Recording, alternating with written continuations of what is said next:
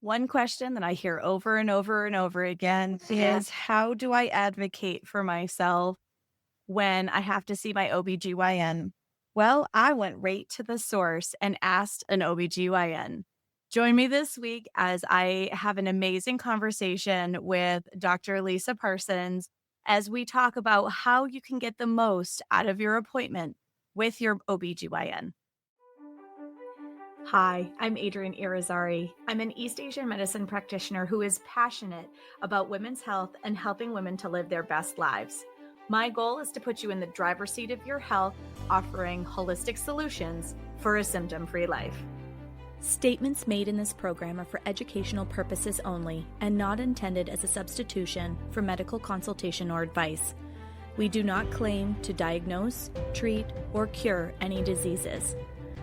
This podcast is inclusive and welcomes all gender identities.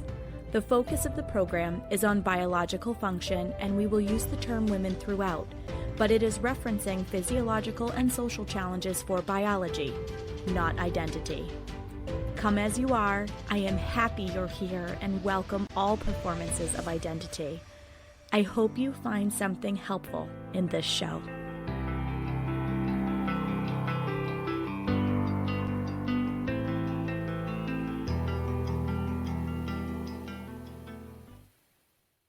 Welcome back to another episode of the Reproductive Rebel podcast. I am joined yet again by the amazing Dr. Lisa Parsons. Thank you so much for coming on the show.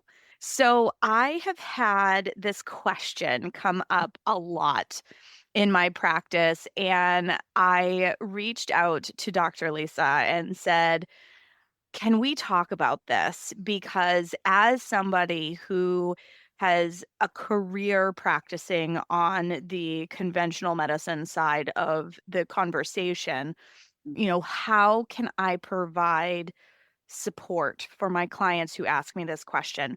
Mhm, And the question is, how do I advocate for myself when I'm in an appointment with my OBGYN?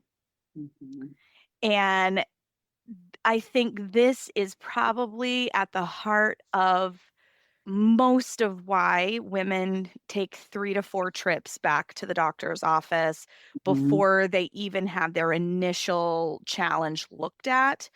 I mhm, think this is why so many women notice that people don't make eye contact with them. They feel like a number. 15 minutes is not enough time to unpack what's going on, and collectively my clients that come to me share that they feel like they are not seen and not heard, so they are under supported by the traditional model. Yeah, and I lived, like you said, both sides, and I continue to live both sides of that question because we all have had either ourselves or our family members going through the healthcare system. And so I can kind of wear both hats with this, which is neat. I'm glad to be able to provide that support. So I guess let me put on the hat first of like the traditional OBGYN doctor in the OBGYN office and things that I experienced going through that process. I think it can be helpful. And we all know that we're all suffering during this time of healthcare, and that model does not serve the provider as well. The last thing that I ever wanted to do when someone was telling me a heartfelt message was to be at a computer typing a note. In fact, I would personally not do that, even though I knew that I'd be spending 2 hours after at the end of the day writing my notes, like sacrificing my own personal time. That was my answer to that. But on the flip side, I also understand that that's not a sustainable or healthy option either. So the people that have their backs turned to you during that appointment, I ask for just compassion on both sides to realize like it doesn't serve the providers either or the person checking you in. So the big picture here is that what we're doing currently, as we all know, is not working. And so, a complete overhaul of healthcare is needed. And, in terms of, why I did what I did and opened up my own practice and the direct care model was because I just could not do that anymore. And practice in the way that felt aligned for me. But still, yet I find myself in these situations where I've had family members who needed to go to the emergency room or just even follow up medical appointments where they felt their needs weren't being met. Like, what are the things that we can do at this time? Like, we know where medicine needs to go and hopefully where it is evolving to sooner rather than later. But what can we do now to keep ourselves safe? Because it's actually not even a matter of not being hurt. It's like, how do you keep yourself safe and have things not fall through the cracks, which is also an important point. So, things that I have done for myself and family members going through this traditional setting is the more that we can have our information, I think, in a summary form before coming into this 20-minute appointment, the more you're going to maximize your time, right? So, whether that be a written summary of everything that you've had done prior to this date, even though, yes, it should be in the electronic records, do you think that people have time to look through everything every single time? Absolutely not. So the more that you are responsible for your own healthcare and your own advocacy, the better. So that means keeping track of your labs. That means keeping track of the consults that are supposed to be happening that you need to follow up with. Like, don't assume anything is being done without like being responsible for your own care. So that would be one thing. And then the other is trying to have the same provider, even if it is like a longer time period in between visits, to try to keep that as consistent as possible. Because as you know, there's many providers now in offices, including they call them, like mid-care providers or things like that. They can do a great job, but like keep it consistent so that you're carrying your story through and you at least can gain some sort of relationship with that person. So having your own summary and timeline before you come in and being responsible for your own advocacy in terms of follow-up results and care. And I think just recognizing the other thing that's important for us is we also need to change our mindset now about realistic timelines of when some of these things will happen. So in other countries, it is not uncommon, right, for us to have to wait 2 or 3 months for this test or that test. And with the healthcare system now being so overwhelmed, like these things are a possibility that it will be this long to have these consultations. So bringing the healthcare back into ourselves in terms of wellness, like we have to take responsibility of our own health. Our bodies are meant to heal, right? So the more that we take responsibility of the things that we put into our mouths, the social interactions that we have, are we doing everything that we can to live our best lives? It's not out of any other facility that can do that for us, right? Mm-hmm. The other tablet, like we need to be responsible for our wellness. And the current healthcare system does not focus on wellness.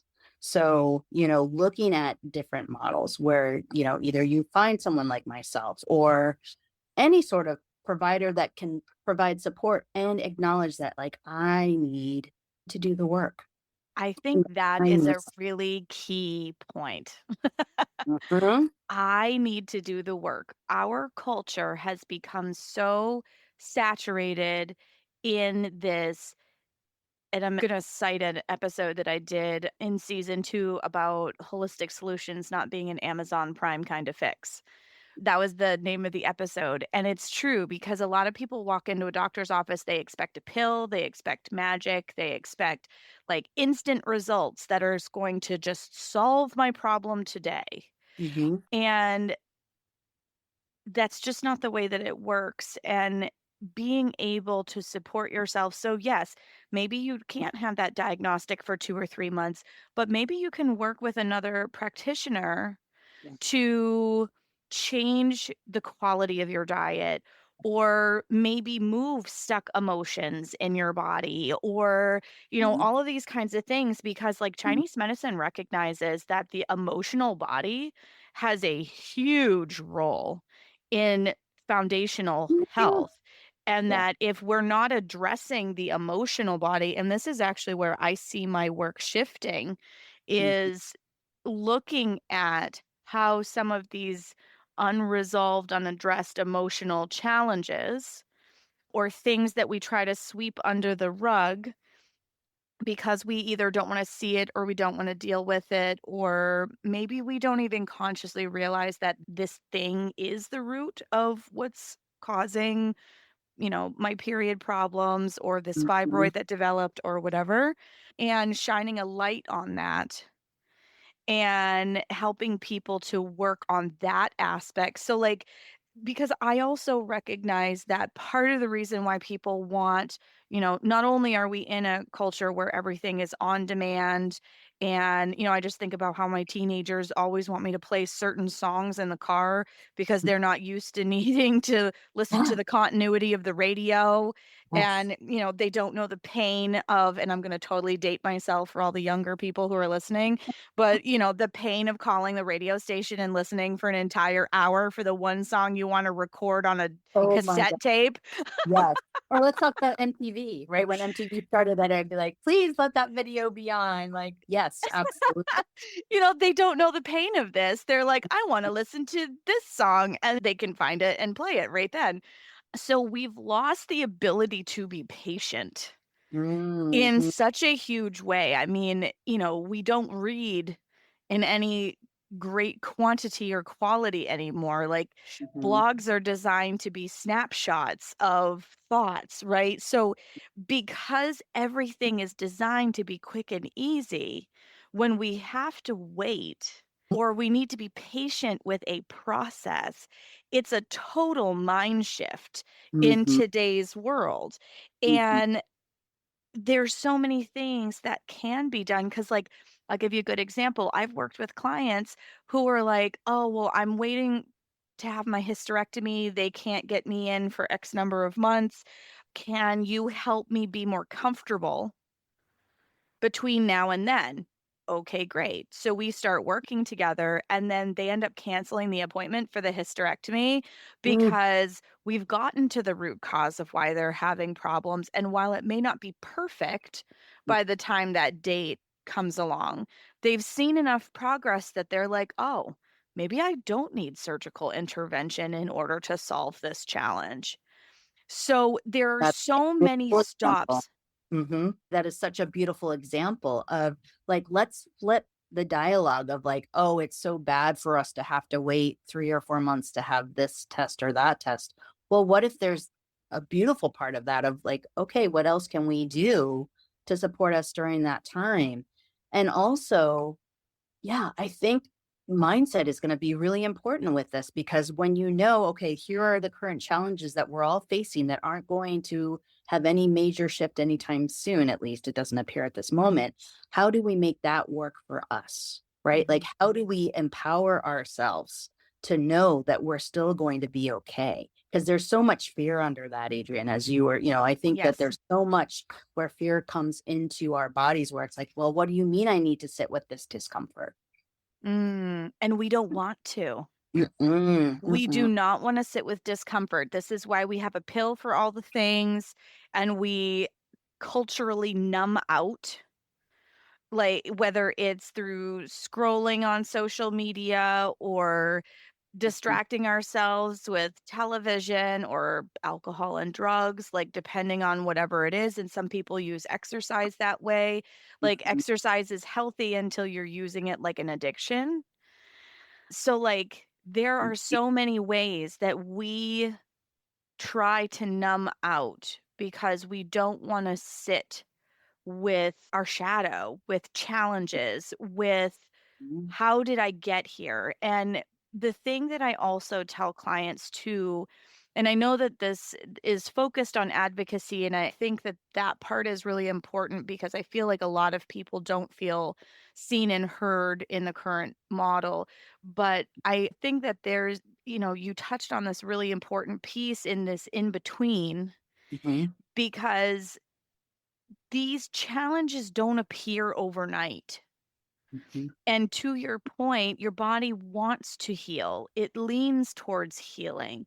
We're just not breaking the pattern that led us to this point in the first place.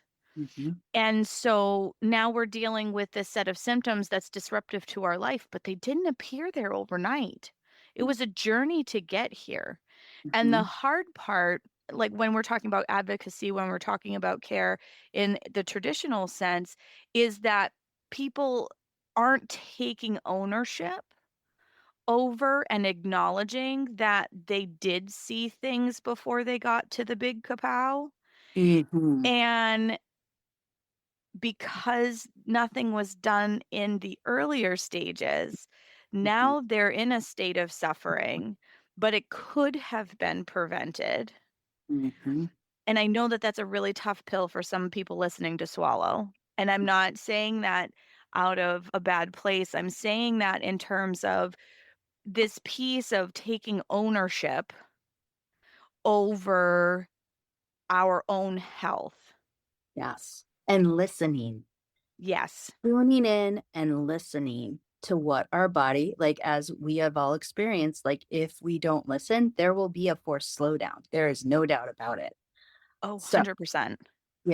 that is just called body awareness. And we aren't necessarily taught as humans to move emotions through our bodies or to listen. So, that in terms of advocacy, that's something that we have control over to take a step back and be like, okay, like I need to tune in. And what are the things that I can do between now and this next appointment where I don't feel helpless?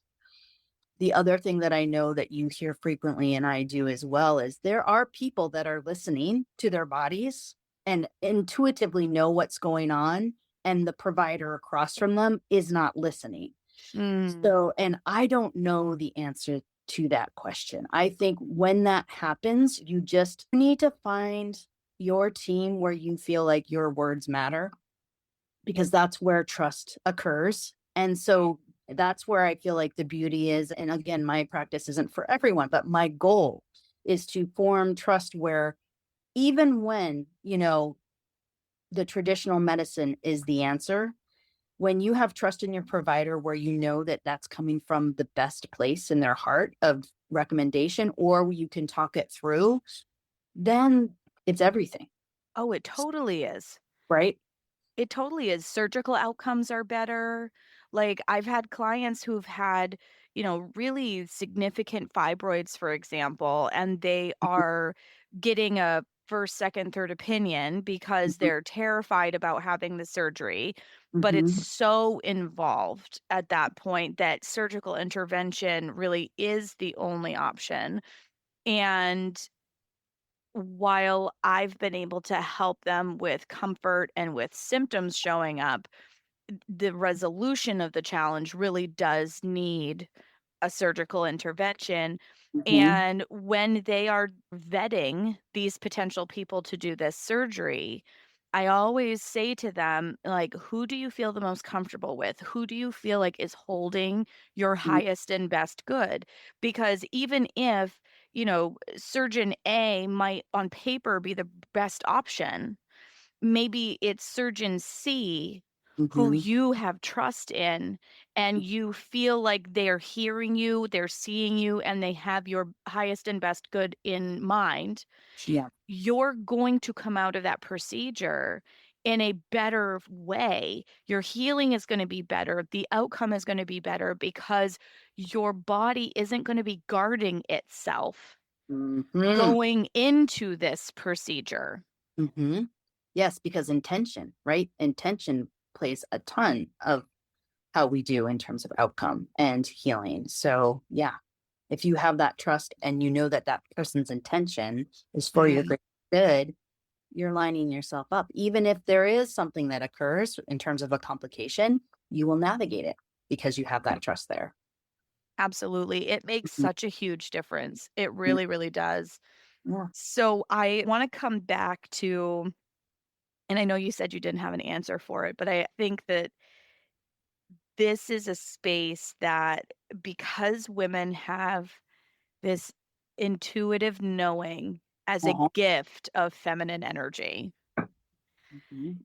and they just know that something isn't right, and Mhm. there's a disconnect between them and their provider. Mhm. Would you say in a situation like that, I know you don't have an answer, and I don't think any of us do, because that can vary provider to provider too in terms of how they receive information. But would you say that those are moments where you really need to step into your power and use your voice? Because I know that that statement alone, step into your power and use your voice, can be a massive hurdle Right. for Yes. many women. You're afraid to hurt someone's feelings, right? Yes. And this brings up the whole second opinion thing as well. Like many people are afraid to go for a second opinion or even like have their medical records shared because they're afraid of hurting somebody's feelings. And honestly, like this is where the ego needs to be left at the door. In terms of a provider, I'm always happy when someone goes for a second opinion because I want them to have that information, all the information, so that they can make the best choice for themselves. It's not saying, oh, like what you did was wrong. It's like, another set of eyes for me is always a good thing. And to your point, I think regardless of the outcome, vocalizing your truth is extremely important because then again, you're bringing in your power. And I think it will depend on the situation, right? Like we all have our inner voice, our intuition. It's how strong is that voice talking to you in terms of how far do you pursue this? And it also depends on the flexibility of the person that you're talking to. So it's not going to be a black and white situation, but I think it's always good to raise that concern and vocalize that because it's going to resonate whether they take it in or not. I love that. How loud is that voice speaking to you? Ooh, that's a Right? quote Because right we, there. we have been there where it's like Yeah. there.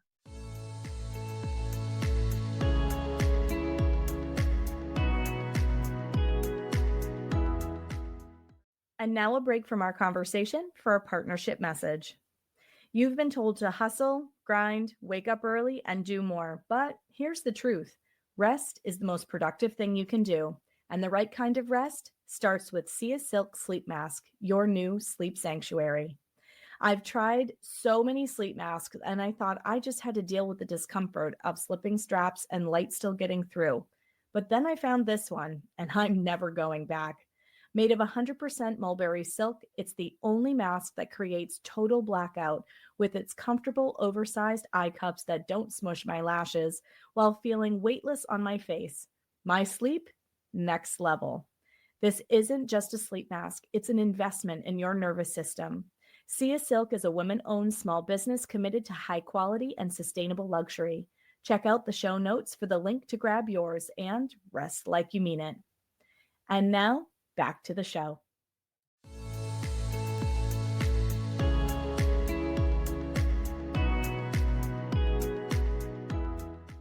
And that's the thing, like, collectively, we have been taught to not trust that knowing. We've been taught that this head that sits on our shoulders, this ego mind, is Mhm, superior to the body knowing. And the thing is if you look at any sort of like situation that scares you for mhm, whatever reason, maybe you just hate snakes, it doesn't matter.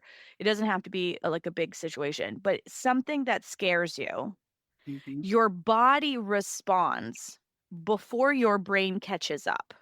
mhm, You can feel it in your body before your brain rationalizes what is happening and whether there's a threat.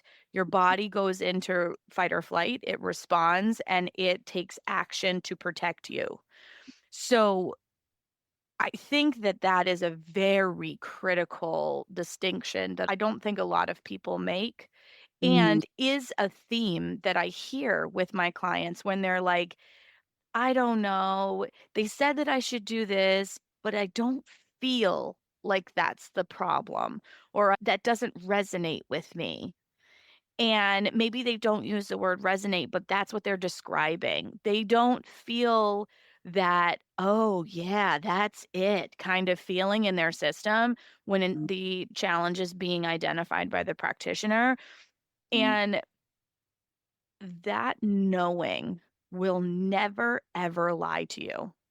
Yes. And the more you exercise and become clear with that, the stronger it becomes, right? It's like we talked about earlier. You can't unsee that once you feel it, once you know it.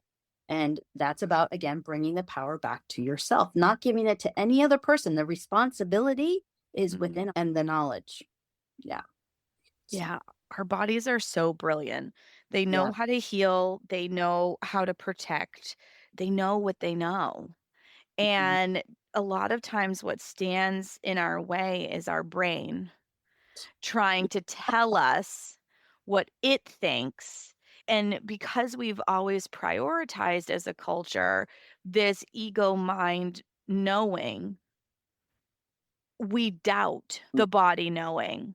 Mhm. And, you don't have to be a medical provider in order to know things. I often joke with my kids and my husband that I know before I know. Uh-huh. Absolutely. And it is a muscle that you have to exercise. And, this is where I'm taking my Rebel Remembered program and all of these kinds of things because it's a muscle to be exercised. And we've been socialized to disconnect from it. Mhm. Mm. And it's such a powerful tool in terms of discernment. Yeah. Does this feel aligned to me? Does this feel good? Do I not jive with the suggestions of this provider and maybe I should go advocate for myself in another way? Mhm. I think we get this idea in our heads as feminine energy bodies that to advocate makes us a bitch.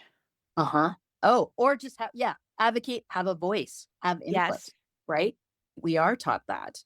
And the other thing I actually just wanted, it just came to me, again, put on the other hat for a second where I'm wearing the traditional cap in a traditional setting. Imagine the person, because we're all just human, right? Imagine the human across from you that has been fed all of this information of standard of care, fear of legal repercussions if they don't follow A, B, and C, Yes. all of these different, boxes that they have to check off in terms of getting reimbursement. Like, I ask that we all take a compassionate view of both sides because I think the other thing that has happened over time is this feeling of us against them, right? Like, not that they're the bad guy, but kind of, right? Yeah. And so most of the providers that I know, we all like went into this to help people. Mhm. And we are put in these confines that literally take the heart out of medicine. And so when we sit across from each other and we're having these conversations, I ask also that the patients recognize what the provider is up against in terms of making these organic connections happen. Like, it's literally built so that that doesn't happen, right? Yeah. And so how then do we show ourselves as individuals, not just a number, and connect? And I think, again, I wish I had these beautiful revelations of how to make it happen. But I think it first starts with compassion of understanding what we're walking into on both sides. And I do believe that those interactions are possible. But, the more that we can be prepared and accountable for our own care, it takes the load off a little bit too of the provider and say, hey, I understand we can't do all of these things in a 30-minute time period, but these are the top two that I'd like to address today. Yeah. And, I understand I'll need another appointment. And then we get to that, but they have that for their records, even for next time. Right. And it will track something in their minds. So, yeah, I just say we come from it from a very compassionate standpoint as opposed to the fighting the system situation. It's funny that you say it that way because for a long time, I know I felt Mhm. that way because it came from a place of feeling like, but I keep telling you the same things and I'm not getting any resolution and all of that. Mhm. And but now that I think age has something to do with it too, Mm. but now that I'm in a practitioner's seat, while it's not in a traditional sense, I'm also recognizing that, looking at the bigger picture, insurance companies really Mm. are dictating the quality of care. Yeah. They One. are a huge No part of the root of the problem question. because the provider needs to be able to pay their own bills, Mhm. and they are walking out of school with tens of thousands of dollars of debt, some hundreds of thousands. Yeah. Yeah. Well, that Yeah. they'll never get out from underneath in Mhm. all of the time that they practice. They Mhm. go through these rigorous residency programs and literally are fried by the time they come out of their basic training. Yeah. And while what they are learning is falling down in some ways because it is so focused on this siloed approach to the body and not a holistic approach to the body, it still doesn't discount the fact that all of these professionals went into this because they wanted to care for people and they Huh. wanted to make a difference in the world. And then they're burnt out and exhausted when they come out on the other end, and in some ways, not as well equipped to deal with the actual needs of their patients as they thought Right. when they walked out. Because I saw a reel the other day, it was a doctor who was talking about the things that they didn't learn in medical school Mm. about nutrition and about like all these other things. And it's like, how heartbreaking is it? The energetics of our body, not even touched on. Yeah. Yeah, exactly. And like, you know, to make this massive investment of Mhm. your time, your energy, and your money in your education to find that there are gigantic holes in it. Mhm. So then you're sitting across the table from somebody that you want to help and Right. make a difference in their life. And you realize that you don't have all the tools for the job in 15 minutes to figure it all out because otherwise the insurance company won't pay you Mhm. is torture for the provider. Mhm. Especially these providers are now owned by the hospitals. Like before, we had private practices, right? But then we realized, oh, well, they didn't teach us about business in medical school either. So we'll just let the hospital run our practice and then I can just take care of people. But what we didn't realize is now your autonomy is Mm, not as powerful and you don't have the connections with your patients because honestly, the investment isn't as high, right? And I'm not saying, hospitals are also suffering. Like you said, like the insurance companies are running everything. Hospitals are closing left and right because they can't stay open. So they also have to think about the bottom line in terms of people's healthcare. And I understand that too. So yeah, it is interesting times for sure. And I think to come with it with like holding strong in your inner voice, but also holding compassion for all that who are involved is where we are going to make changes. 100%. Mhm. 100%. And, the biggest thing that I tell my clients is don't be afraid of using your voice. And if that means you need to schedule another meeting with this provider because they used words that you Mhm. don't understand, or they explain something that you then feel compelled to go home and Dr. Google, and God Mhm. knows all of us have Mhm. experience with how awful Or Dr. Google is. or TikTok or add. Yeah. Mhm. Exactly, exactly. I don't even put things out on TikTok because of that. Maybe that's not a sound business choice for me, but, like, I don't do Yeah. that for that reason. Mhm. And where you're getting your information is critically important. Having the discernment to be able to get that information is critically important.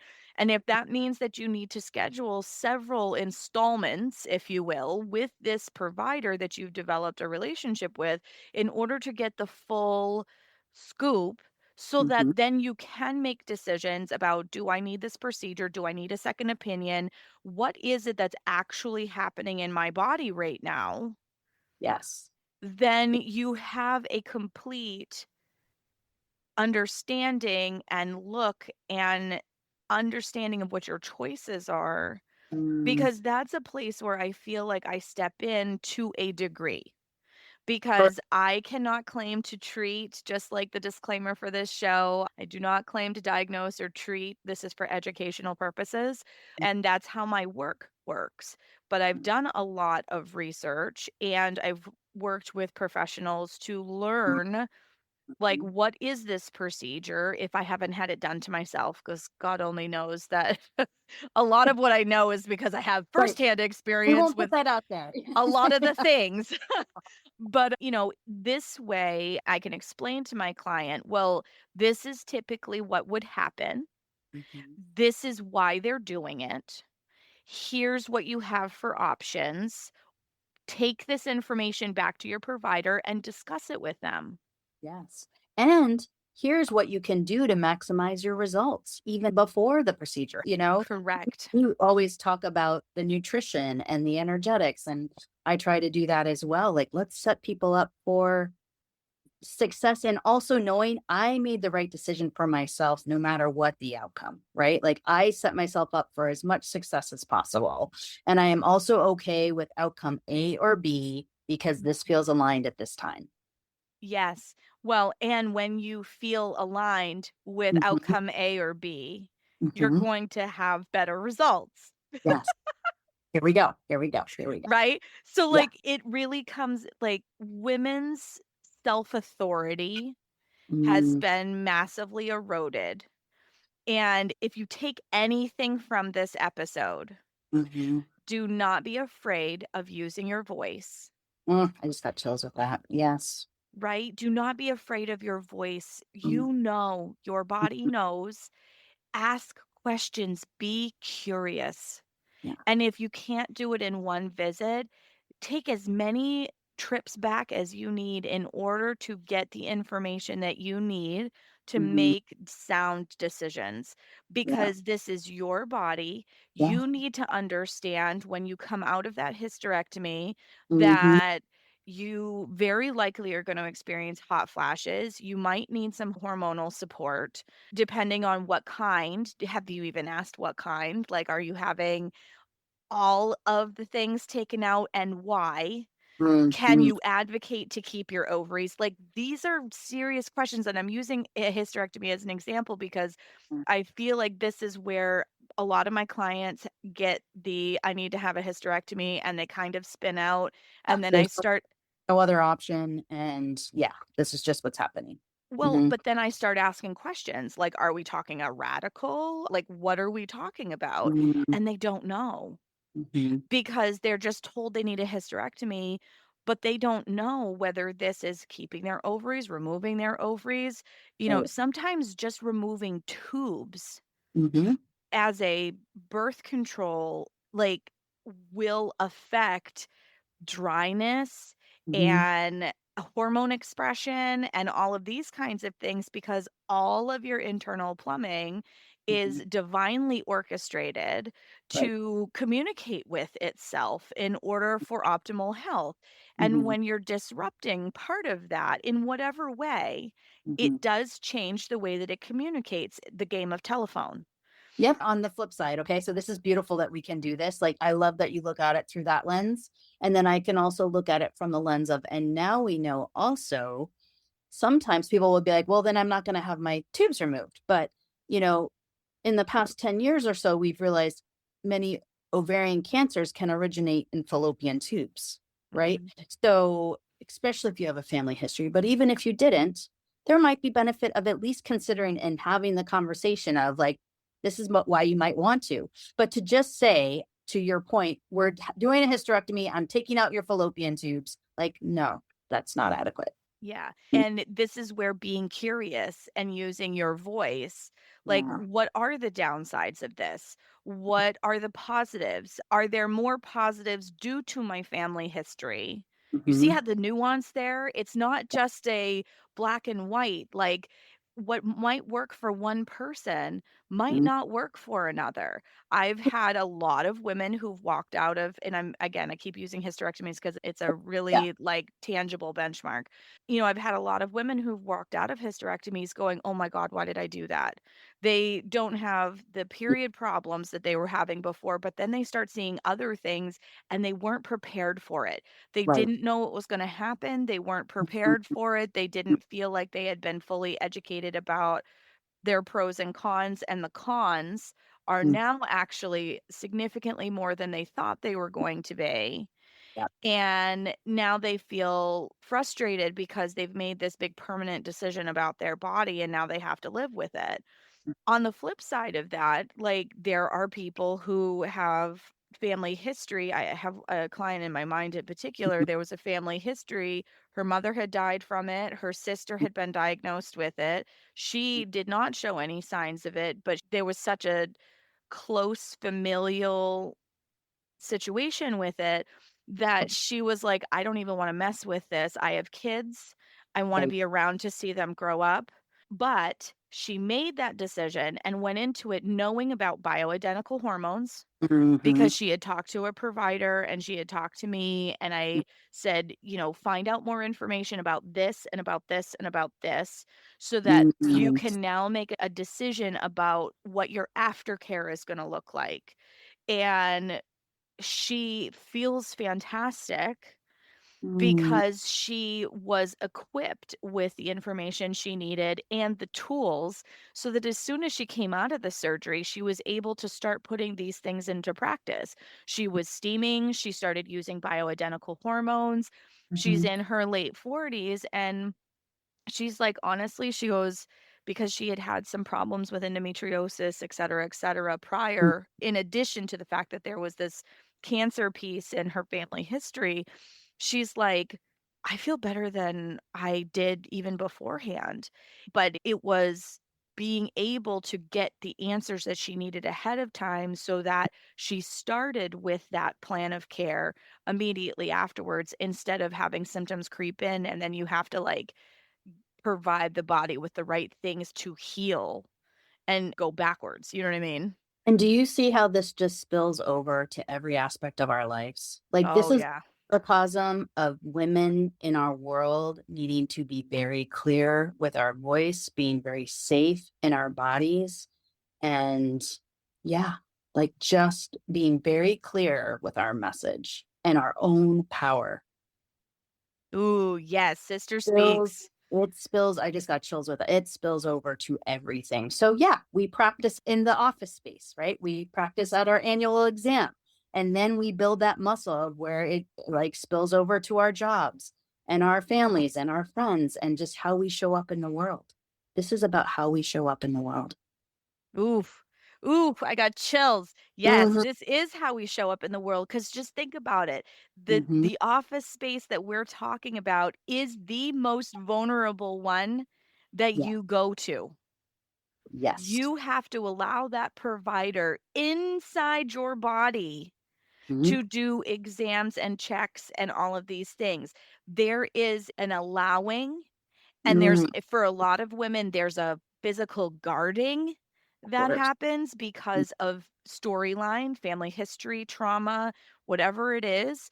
There Mhm. is a guarding that happens. So if you can find your voice in this setting, in the women's health office, you can take that oh, I got goosebumps from one end of my Mhm. body to the other. Me too. You can take that everywhere in Mhm. your life. Yes. Ooh, I love that. We're done. Podcast over. Exactly, mic drop. So, I don't I Organic. I love it. That's it. that's where we're gonna leave it Yeah, because that is so powerful. it is. And true. It is true. It is true. S Mhm. so, Dr. Lisa, if people want to get in touch with you and Mhm. wanna work with you, how can they find you? So, website www.highergroundwomenshealth.com. You can look at my website, what I'm bringing in terms of women's health. I'm on Instagram and Facebook. You can call me directly because I answer my own phones. I am changing women's health, and this is a safe space where we have tea, we talk, and we are rewriting the script. So, I love it. Well, and just from that description yeah. alone, rewriting the script, and Mhm. now you know why I keep having this amazing person on this show because Oh, it's an that's what it's honor. all about is rewriting what healthcare can truly look like and where women can find safe spaces Mhm. to be vulnerable in the ways that they need to be able to advocate for themselves. So I am so grateful that there are practitioners like you out there. Thank you so much for sharing your wisdom and your incredible energy with the show. I'm sure we'll come up with another topic to talk And about. we didn't even know really where this was going to go, but this is just so beautiful. And I just appreciate you seeing me. And it's an honor to help people reconnect with their bodies. So, and Awesome. what Well, you're doing too. So thank you. thank you. Thank you for joining me for another episode of Reproductive Rebel. Reproductive Rebel is recorded by certified peri-steam hydrotherapist and acutonics practitioner, herbalist, and Chinese nutritional therapist Adrienne Irizarry of Moon Essence LLC. If you are interested in setting up an appointment for one-on-one support, ordering from our store, or checking out our course offerings, visit our website at moonessence.life. Be sure to subscribe to our newsletter and get insider information on upcoming events and offerings. Join the conversation. Like and follow us at Moon Essence Me on Instagram, Facebook, or LinkedIn. Your voices make this program possible. Thank you all for your continued support.